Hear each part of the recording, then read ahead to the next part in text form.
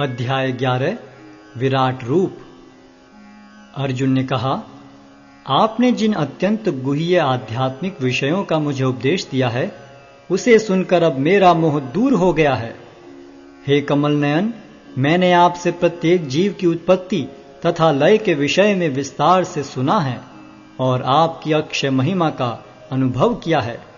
हे पुरुषोत्तम, हे परमेश्वर, यद्यपि आपको मैं अपने समक्ष आपके द्वारा वर्णित आपके वास्तविक रूप में देख रहा हूं, किंतु मैं यह देखने का इच्छुक हूं कि आप इस दृश्य जगत में किस प्रकार प्रविष्ट हुए हैं। मैं आपके उसी रूप का दर्शन करना चाहता हूं।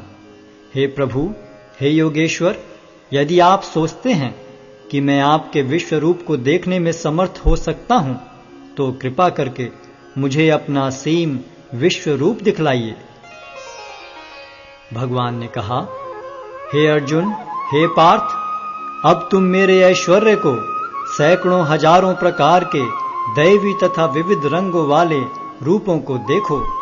हे भारत, लो तुम आदित्यों, वसुओं, रुद्रों, अश्विनी कुमारों तथा अन्य देवताओं के विभिन्न रूपों को यहां देखो। तुम ऐसे अनेक आश्चर्यमय रूपों को देखो जिन्हें पहले किसी ने न तो कभी देखा है न सुना है। हे अर्जुन, तुम जो भी देखना चाहो उसे तत्क्षण मेरे इस शरीर में देखो। तुम इस समय तथा भविष्य में भी जो भी देखना चाहते हो उसको यह विश्व रूप दिखाने वाला है। यहां एक ही स्थान पर चर अचर सब कुछ है, किंतु तुम मुझे अपनी आंखों से नहीं देख सकते। अतः मैं तुम्हें दिव्य आंखें दे रहा हूं। अब मेरे योग ऐश्वर्य को देखो। संजय ने कहा, हे राजा, इस प्रकार कहकर महायोगेश्वर भगवान ने अर्जुन को अपना विश्व रूप दिखलाया। अर्जुन ने उस विश्व रूप में असंख्य मुख, असंख्य नेत्र तथा असंख्य आश्चर्य में दृश्य देखे। यह रूप अनेक दैवी आभूषणों से अलंकृत था और अनेक दैवी हथियार उठाए हुए था। यह दैवी मालाएं तथा वस्त्र धारण किए था और उस पर अनेक दिव्य सुगंधियां लगी थीं। सब कुछ आश्चर्यमय, तेजमय, असीम तथा सर्वत्र व्याप्त था। यदि आकाश में हजारों सूर्य एक साथ उदय हों, तो उनका प्रकाश शायद परम पुरुष के इस विश्व रूप के तेज की समता कर सके। उस समय अर्जुन भगवान के विश्व रूप में एक ही स्थान पर स्थित हजारों भागों में विभक्त ब्रह्मांड के अनंत अंशों को देख सका। तब मोहग्रस्त एवं आश्चर्यचकित रोमांचित हुए अर्जुन ने प्रणाम करने के लिए मस्तक झुकाया और वह हाथ जोड़कर भगवान से प्रार्थना करने लगा। अर्जुन ने कहा, हे भगवान कृष्ण, मैं आपके शरीर में सारे देवताओं तथा अन्य विविध जीवों को एकत्र देख रहा हूं। मैं कमल पर आसीन ब्रह्मा, शिवजी तथा समस्त ऋषियों एवं दिव्य सर्पों को देख रहा हूं।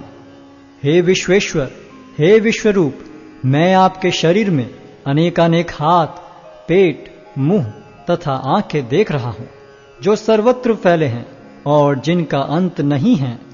आप में न अंत दिखता है, न मध्य और न आदि। आपके रूप को उसके चकाचौंध तेज के कारण देख पाना कठिन है, क्योंकि वह प्रज्वलित अग्नि की भांति अथवा सूर्य के अपार प्रकाश की भांति चारों ओर फैल रहा है। तो भी मैं इस तेजोमय रूप को सर्वत्र देख रहा हूं, जो अनेक मुकुटों, गदाओं तथा चक्रों से विभूषित है। आप परम आद्य ज्ञेय वस्तु हैं। आप इस ब्रह्मांड के परम आधार हैं। आप अव्यय तथा पुराण पुरुष हैं। आप सनातन धर्म के पालक भगवान हैं। यही मेरा मत है। आप आदि, मध्य तथा अंत से रहित हैं। आपका यश अनंत है। आपकी असंख्य भुजाएं हैं और सूर्य तथा चंद्रमा आपकी आंखें हैं। मैं आपके मुख से प्रज्वलित अग्नि निकलते और आपके तेज से इस संपूर्ण ब्रह्मांड को जलते हुए देख रहा हूं। यद्यपि आप एक हैं, किंतु आप आकाश तथा सारे लोकों एवं उनके बीच के समस्त अवकाश में व्याप्त हैं। हे महापुरुष, आपके इस अद्भुत तथा भयानक रूप को देखकर सारे लोग भयभीत हैं। देवों का सारा समूह आपकी शरण ले रहा है और आप में प्रवेश कर रहा है। उनमें से कुछ अत्यंत भयभीत होकर हाथ जोड़े आपकी प्रार्थना कर रहे हैं। महर्षियों तथा सिद्धों के समूह कल्याण हो कहकर वैदिक स्तोत्रों का पाठ करते हुए आपकी स्तुति कर रहे हैं। शिव के विविध रूप आदित्यगण, वसु, साध्य, विश्वदेव, दोनों अश्विनी कुमार, मरुदगण, पितृगण, गंधर्व, यक्ष, असुर तथा सिद्धदेव सभी आपको आश्चर्यपूर्वक देख रहे हैं। हे महाबाहु, आपके इस अनेक मुख, नेत्र, बाहु, जंघा, पांव, पेट तथा भयानक दांतों वाले विराट रूप को देखकर देवतागण सहित सभी लोग अत्यंत विचलित हैं और उन्हीं की तरह मैं भी हूं। हे सर्वव्यापी विष्णु, नाना ज्योतिर्मय रंगों से युक्त आपको आकाश का स्पर्श करते, मुख फैलाए तथा बड़ी बड़ी चमकती आंखें निकाले देखकर भय से मेरा मन विचलित है। मैं न तो धैर्य धारण कर पा रहा हूं, न मानसिक संतुलन ही पा रहा हूं। हे देवेश, हे जगन्निवास, आप मुझ पर प्रसन्न हो। मैं इस प्रकार से आपके प्रलयाग्नि स्वरूप मुखों को तथा विकराल दांतों को देखकर अपना संतुलन नहीं रख पा रहा। मैं सब ओर से मोहग्रस्त हो रहा हूं। धृतराष्ट्र के सारे पुत्र अपने समस्त सहायक राजाओं सहित तथा भीष्म, द्रोण, कर्ण एवं हमारे प्रमुख योद्धा भी आपके विकराल मुख में प्रवेश कर रहे हैं। उनमें से कुछ के शिरों को तो मैं आपके दांतों के बीच चूर्णित हुआ देख रहा हूं। जिस प्रकार नदियों की अनेक तरंगें समुद्र में प्रवेश करती हैं, उसी प्रकार ये समस्त महान योद्धा भी आपके प्रज्वलित मुखों में प्रवेश कर रहे हैं। मैं समस्त लोगों को पूर्ण वेग से आपके मुख में उसी प्रकार प्रविष्ट होते देख रहा हूं, जिस प्रकार पतंगे अपने विनाश के लिए प्रज्वलित अग्नि में कूद पड़ते हैं। हे विष्णु, मैं देखता हूं कि आप अपने प्रज्वलित मुखों से सभी दिशाओं के लोगों को निगले जा रहे हैं। आप सारे ब्रह्मांड को अपने तेज से आपूरित करके अपनी विकराल झुलसाती किरणों सहित प्रकट हो रहे हैं।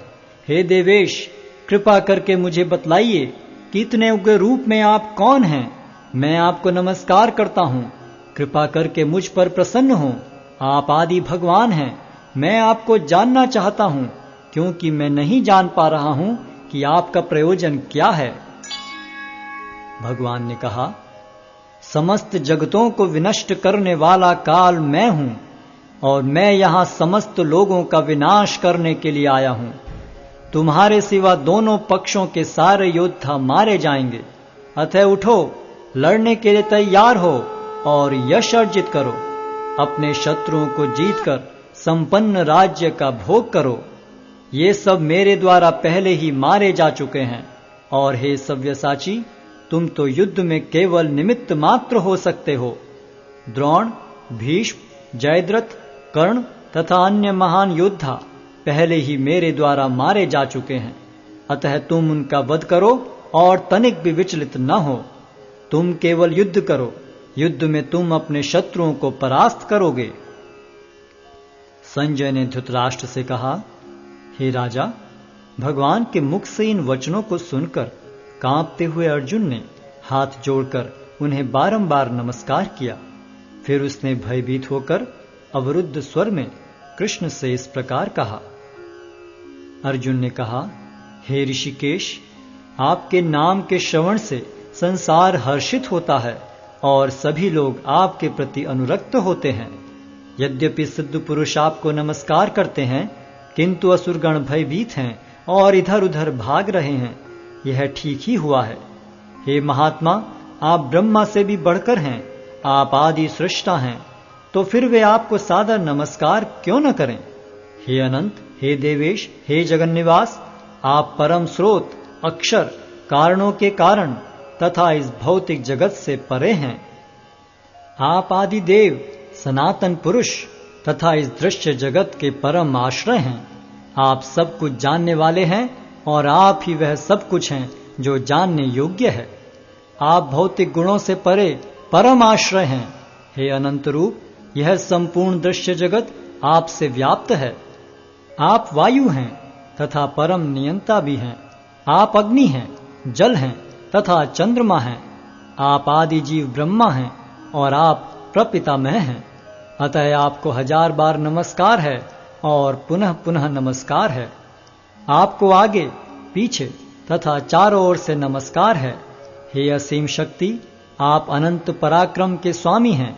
आप सर्वव्यापी हैं, अतः आप सब कुछ हैं।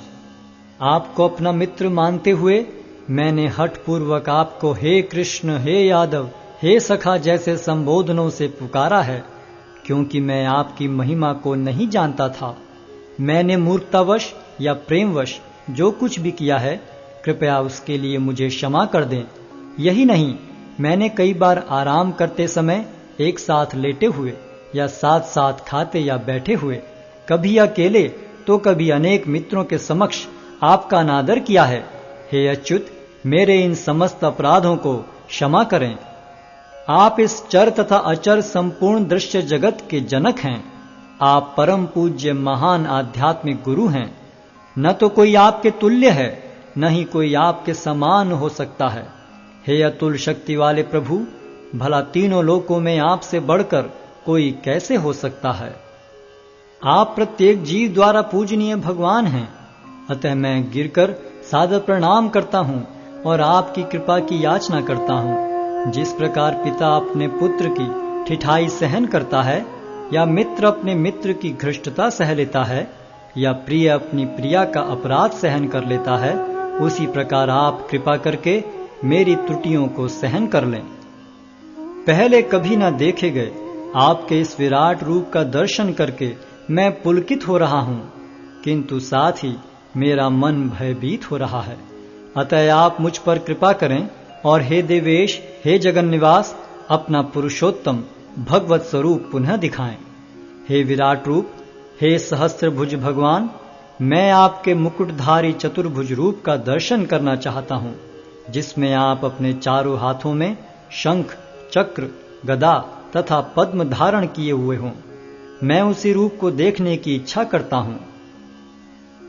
भगवान ने कहा, हे अर्जुन, मैंने प्रसन्न होकर अपनी अंतरंगा शक्ति के बल पर तुम्हें इस संसार में अपने इस परम विश्व रूप का दर्शन कराया है। इसके पूर्व अन्य किसी ने इस असीम तथा तेजोमय आदि रूप को कभी नहीं देखा था।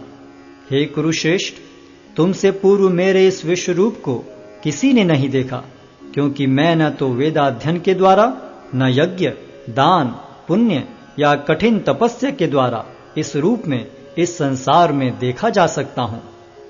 तुम मेरे इस भयानक रूप को देखकर अत्यंत विचलित एवं मोहित हो गए हो। अब इसे समाप्त करता हूं। हे मेरे भक्त, तुम समस्त चिंताओं से पुनः मुक्त हो जाओ। तुम शांत चित्त से अब अपना इच्छित रूप देख सकते हो। संजय ने धृतराष्ट्र से कहा। अर्जुन से इस प्रकार कहने के बाद भगवान कृष्ण ने अपना असली चतुर्भुज रूप प्रकट किया और अंत में 2 भुजाओं वाला अपना रूप प्रदर्शित करके भयभीत अर्जुन को धैर्य बंधाया। जब अर्जुन ने कृष्ण को उनके आदि रूप में देखा तो कहा, हे जनार्दन, आपके इस अति सुंदर मानवीय रूप को देखकर मैं अब स्थिर चित्त हूं और मैंने अपनी प्राकृत अवस्था प्राप्त कर ली है। श्री भगवान ने कहा, हे अर्जुन, तुम मेरे जिस रूप को इस समय देख रहे हो, उसे देख पाना अत्यंत दुष्कर है। यहाँ तक कि देवता भी इस अत्यंत प्रिय रूप को देखने की ताक में रहते हैं। तुम अपने दिव्य नेत्रों से जिस रूप का दर्शन कर रहे हो, उसे न तो वेदाध्ययन से, न कठिन तपस्या से, न दान से, न पूजा से ही जाना जा सकता है। कोई इन साधनों के द्वारा मुझे मेरे रूप में नहीं देख सकता। हे अर्जुन, केवल अनन्य भक्ति द्वारा मुझे उस रूप में समझा जा सकता है जिस रूप में मैं तुम्हारे समक्ष खड़ा हूं, और इसी प्रकार मेरा साक्षात दर्शन भी किया जा सकता है। केवल इसी विधि से तुम मेरे ज्ञान के रहस्य को पा सकते हो। हे अर्जुन, जो व्यक्ति सकाम कर्मों तथा मनोधर्म के कलमश से मुक्त होकर मेरी शुद्ध भक्ति में तत्पर रहता है, जो मेरे लिए ही कर्म करता है, जो मुझे ही जीवन लक्ष्य समझता है और जो प्रत्येक जीव से मैत्री भाव रखता है, वह निश्चय ही मुझे प्राप्त करता है।